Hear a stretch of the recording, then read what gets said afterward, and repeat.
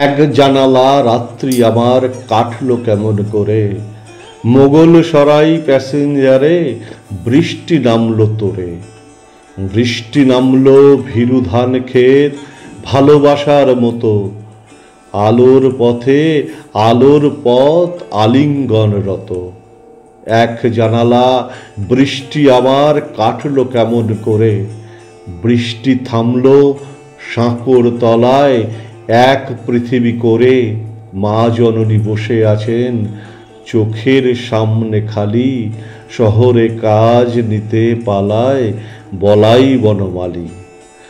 বলাই বনমালী সুবল শ্রীদাম সুদাম শেষে, রমেন নরেন পরে ষোলো শহর ভালোবেসে। মধ্যম গ্রাম হালি শহর রামপ্রসাদী সোনা, চুরির ভয়ে আওয়াজে নিল 24 পরগনা।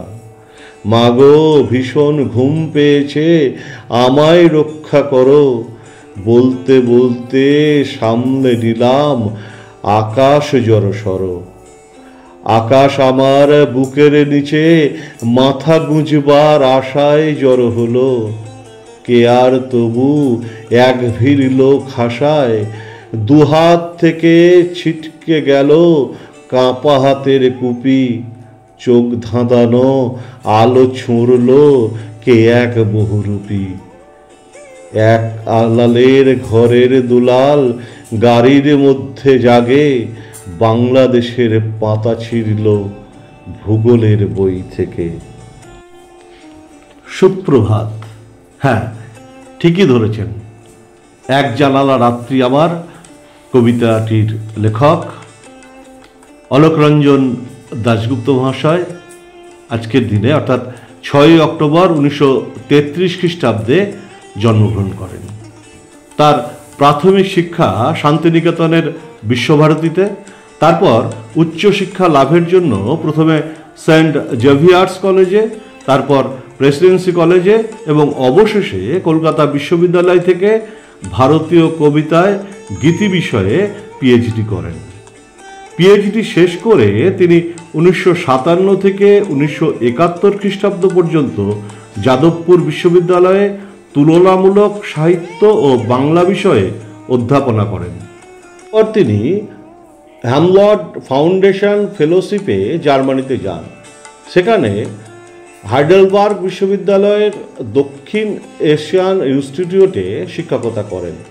তিনি ভারত ও জার্মানির মধ্যে ঘনিষ্ঠ সংযোগ প্রচার প্রতিষ্ঠানের সাথে নিবিড়ভাবে যুক্ত ছিলেন।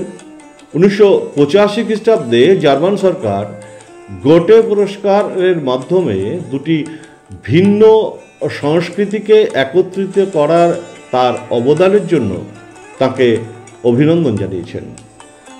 তিনি তার কবিতার মূল ভাব এবং প্রযুক্তিগত উদ্ভাবনের জন্য পরিচিত ছিলেন এবং তার সহকর্মী এবং ভক্তদের দ্বারা ভূয়সী প্রশংসিত ছিলেন।